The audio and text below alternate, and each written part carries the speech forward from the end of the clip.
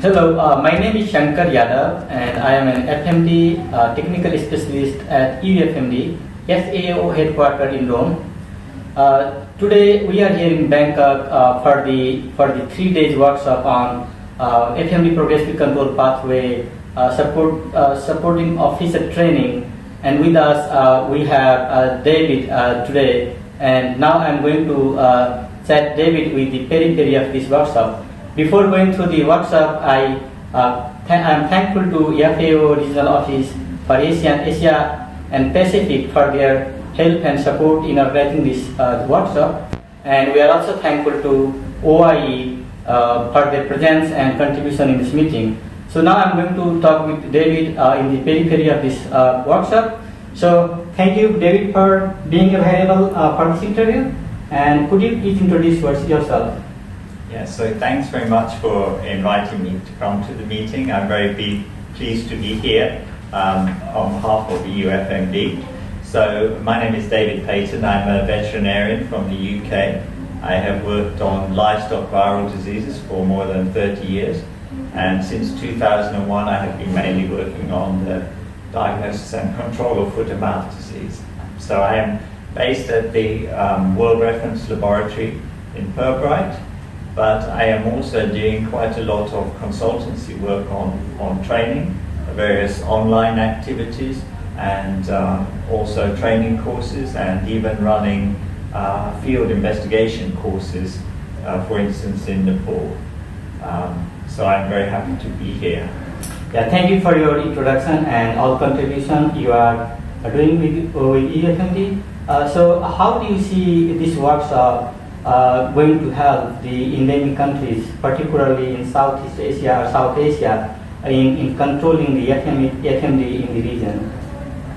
Okay, so FAO and OIE, they have produced some guidelines to help countries to provide a framework or guidance for control of foot and mouth disease. And this includes the progressive control pathway for foot and mouth disease, which is a way for endemic countries to go in a stepwise fashion to try to get on the long pathway to FMD control, because it's not something you can do all at once and overnight. And secondly, there is an OIE PBS tool, which is all about mechanisms for support to strengthen the veterinary services, which are needed for controlling FMD and other diseases at the same time. So the idea behind this workshop is to get more local and regional expertise in what are the methodologies that can be used to help countries choose what are the best options for trying to control FMD according to the steps, according to the stages that they are at and the limited resources that they have available. And not only for developing, therefore, their control plans, but also FAO and OIE are involved in the evaluation of the control efforts that countries make, which is done at a regional level to look at what stage of FMD control they have got to. And there are certain specificities to how you go about this evaluation process. So again, it's very useful if the countries can have their own local expertise and knowledge in what is required and the way that these systems work, because then they get good guidance for developing appropriate control plans and being able to provide the evidence that is needed to back up that those things are being done. So yeah, thank you for this information. So today we had a presentation from several countries, like from Bangladesh, Bhutan, Laos, Nepal, Pakistan, from the South Asia, and we didn't have the any participants from India, and we also have the participant from Pakistan. So how do you see that? What are the challenges at the country specific level and at the regional level in the South Asia that need to be addressed for the effective control of this disease in a certain timeline? So I think, of course, different countries have a different capacity probably to control FMD based on the resources and the strength of the veterinary services that they have. But the challenges are common in many ways. So the difficulties for FMD control is that the disease is very contagious, and so it's readily spread. You have many different serotypes and strains that you have to take account of. You have the problem that control of animal movements is quite difficult in the region, and there's often a lot of illegal animal movement taking place. And then you have one of the important tools, which is vaccination. You have the challenge of getting enough resources to do the vaccination, because unfortunately the vaccines have to be given on a repeated basis to maintain immunity. And so this is quite expensive to do, and you have to have the right vaccines and vaccination systems. So those are some of the challenges, I would say, that countries face. So if we talk about the regional cooperation, do you think that the effort should be some like the India is the big country in the region, in South Asia region, so should India, should the focus should be like transboundary effort to control FMD within that region? So, I mean, India is an example of a country that has put a lot of resources into the control of FMD and has prioritized it very, very highly.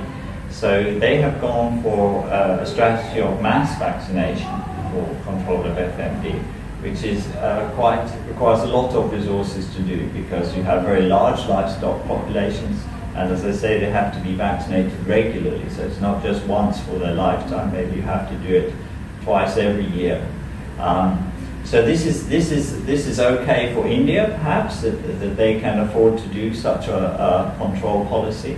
But some of the other countries do not have the resources to invest in mass vaccination. So part of the challenge is to decide, with the resources and constraints that they have, what is the best way forward. And again, I mean, vaccination is not the only tool that is important for control, but it is perhaps a good example of where you have to think about what is actually sustainable and possible. So for instance, you might spend money getting a lot of vaccines for a year or two, and help to bring the disease under control for a while. But if you cannot sustain that financial support for vaccination, then you will not end up with a meaningful program in the long term.